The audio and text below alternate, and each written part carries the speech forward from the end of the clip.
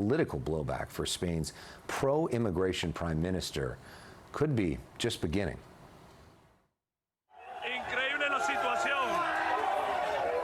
This was the chaotic scene on Ceuta's coast on Thursday, as tens of thousands of migrants stormed the border separating the tiny Spanish territory and Morocco. Thousands are said to have braved the sea in a desperate attempt to reach the enclave's coastline, some even climbing through barbed wire. Many of them were young men, seen here celebrating. 2 hours at sea, he says, pulling his little brother close. But among them are also families, women and children seeking a better life in Europe. This man stops in a moment of prayer, relief mixed with exhaustion. The crossing, while short, is far from an easy feat, and not all were successful. Many are reported to have been killed in the perilous endeavour. An all too familiar fate for migrants searching for salvation across seas. The reason behind the surge in migrants attempting to illegally cross Ceuta's border is not immediately clear, although Spain's Prime Minister has accused human trafficking rings of exploiting a Supreme Court ruling issued in July, which prohibits Spanish authorities from immediately returning migrants who arrive by sea without due process. I understand why they come. They're told that there's a future in Spain, that there are jobs here, this young man, a migrant already living in Spain, says. And the truth is, there are. But when they arrive, they're faced with the harsh reality that they have nothing, and people treat them as if they were nobodies. And it is not long before that harsh reality becomes apparent. Thousands of migrants are reported to have already made their way back into Morocco, according to the Spanish government. Some returning through the border crossing under the careful watch of Spanish troops. Others crawling through breached fences along the coast. Additional troops were deployed to Ceuta, according to Spain's Interior Ministry, to help respond to the crisis. Spain's Prime Minister, Pedro Sánchez, vowing on Friday to dedicate additional state resources to guarantee the region's security. Ceuta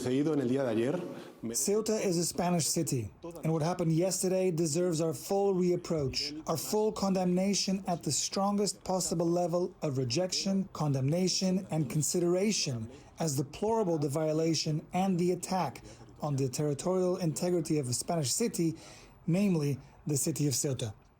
But the Prime Minister is also facing backlash for his long-standing open-arms approach to immigration, allowing migrants access to all of Europe. His Italian counterpart, Giorgia Meloni, has called for Spain to be expelled from the EU's visa-free travel zone. France's Interior Minister, meanwhile, has pledged to strengthen the country's border with Spain. And while the summer months have long proven a key pressure point in Europe's efforts to secure its borders, this latest crisis is further galvanizing the right in its hardline approach to tackling illegal migration. Neda Bashir, CNN, in London.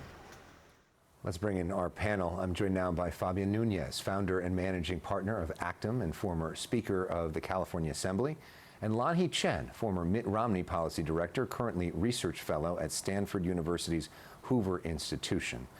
Those pictures pretty dramatic, Fabian. I know you've not only consulted here in America, but also in Europe as well, understand the political situation there. What goes through your mind when you look at those images? Well, two things. On the one end, I think there's a compassionate side here that most human beings take when they see this kind of situation. You're seeing families and children and folks looking for a better opportunity because life in their homeland is not safe for them. And so you can't help but to feel for them. On the other side of it, you also have laws that govern the countries that they immigrate to. And those countries have a right to their sovereignty. They have a right to protect their borders, and they have a right to have laws in place that dictate how you can enter the borders of those countries. The phenomenon of immigration, as you know, in the early 20s was massive in Europe. And then it kind of slowed down, and now we're starting to see an uptick of immigration in that part of the world again. What's interesting to me about this is that all of these people, about 50,000 or so, that went to Spain under that mission, really were driven by individuals who are there to fleece them. to take their money, to encourage them to do this, because they said, hey, listen, there's a constitutional dictate here that says that if you go through the ocean, they can't send you back. Yeah. And so they use that to manipulate folks and to get them to do that, and they probably ripped them off, you know, in the process. And so my understanding is most of those people have turned around and left, but unfortunately, you can't help but to feel compassion for the people that actually lost their lives in that mission. Yeah, and Lanhee, of course, immigration has been a voting issue not only in America, but in Europe as well, and has really changed who's in power in a lot of countries. It has, and you look at the ascendancy of populism and right-wing movements in a lot of different countries in Europe. You see it ascendant in France, you see it ascendant obviously in Italy. You know, this situation, there's a very particular problem Morocco has, which is that they've got almost 30% youth unemployment. And if you look at a lot of those faces, they're young people. And there certainly is an element of this, which is seeking opportunity. They probably went to Spain looking for something better. But the reality is that some of these policies of Mr. Sanchez, who's been leading Spain, have certainly emboldened people, whether it is to dupe folks into coming across the border or to encourage the kind of illegal migration that we see here. So I think it's the combination of some poor policy on the part of the Spanish government, as well as the reality that Morocco is not providing for its people. Of course, immigration is the #1 issue that President Trump talked about when he started his first presidential campaign back in 2015. It's something that he's consistently talked about, certainly driven by Stephen Miller, one of his top advisors. And he saw those images and talked about them this way at Camp David earlier. It looks like an invasion of a country by hundreds of thousands of people. And that same thing's going to happen to us if the Republicans don't get elected, except worse, much bigger. If we're not in office, our country will be invaded at levels that made Spain look small time. Is that true? I mean, look, this is a signature issue for President Trump, right? And it has been since day one. This midterm election, there are going to be a lot of dynamics going on. One of the things the president needs to do is to motivate a base of voters to turn out to vote. And if you look at that base of voters, the issue that is potentially most motivating for them is immigration. So one should not be surprised you're hearing this rhetoric from the president. It is certainly extreme, I would say, but I think it reflects the political reality he and the Republican Party find itself in. But if you look at recent polls, immigration is not the issue that is driving voters in a way that it has in past elections right now. It was a banner issue for the Republicans for, you know, several election cycles, and President Trump took advantage of that and made it his top priority. But I think now it's lost its momentum for a number of reasons. If you think about it, fundamentally, because we've cracked down on immigration, and he's done a good job on the border. By the way, President Obama did a decent job on the border. We used to, Democrats on the liberal side call them the deporter-in-chief. And interestingly, what we're seeing now is people are moving away from the immigration issue for two fundamental issues. The first one is that when they see the cruelty with which ICE operations are being conducted, where people's rights are being violated time and time again, the detention facilities in which they're putting people, children and women, people don't like the cruelty around how this immigration policy of President Trump is being conducted. But the second thing, and the most important thing, is that you cannot continue to tell people that immigration is going to, if you only stop immigration, everything else is going to be solved. This president, you know, his first year in office, he's got the lowest approval ratings we've seen in a long time of president. He's in the low 30s. He's had a miserable presidency. The economy is in shambles. He's got a massive war that he has to deal with, which he started with Iran.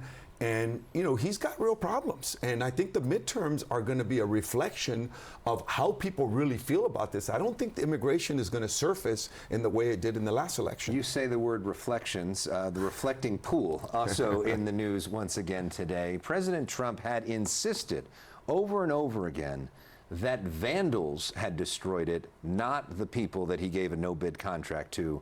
Here's what he had said before today. We caught some people vandalizing our beautiful reflecting pool. They tried to destroy it. They cut it up with a box knife and tried to destroy it. And it's in great shape now. They're terrible. They're vandals. And these people went in and cut it up, and they got caught. So today the DOJ admitted, no, they didn't, that the job had basically been botched by the people that they had hired and gave $14 million to. Now they got to start the whole thing over. I mean, it's very unusual for the Trump administration to admit that they were wrong about anything. Well, I think in this case, you know, the facts were clear, and they were not going to be able to achieve a prosecution, and so the DOJ made it clear that they weren't going to be able to proceed, and so they had to pull that back.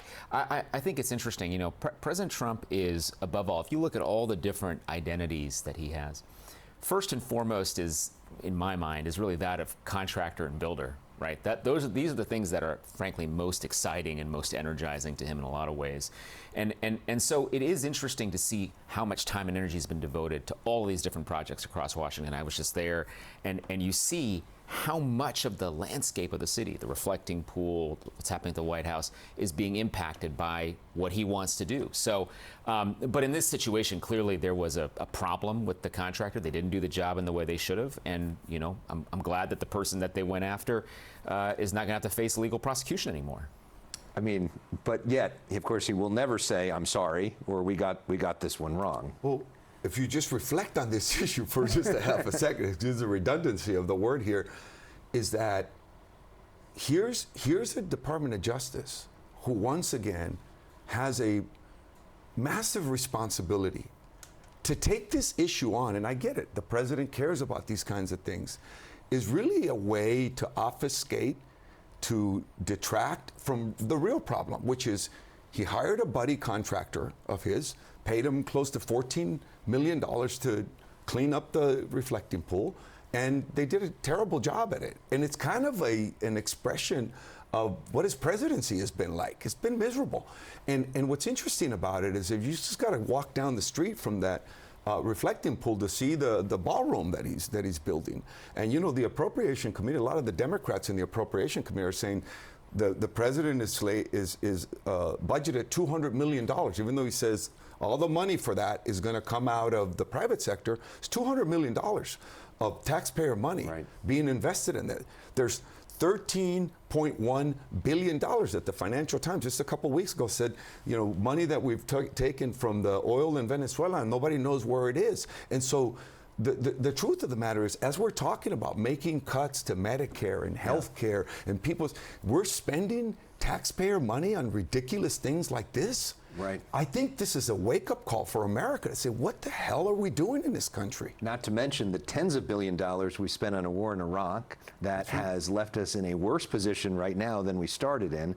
On top of that, he's made over $2 billion himself in all of this. $2.3 billion to be exact. So we'll see if the Democrats are able to make that a part of the message going forward or not, and if they're able to provide an alternative that people get excited about.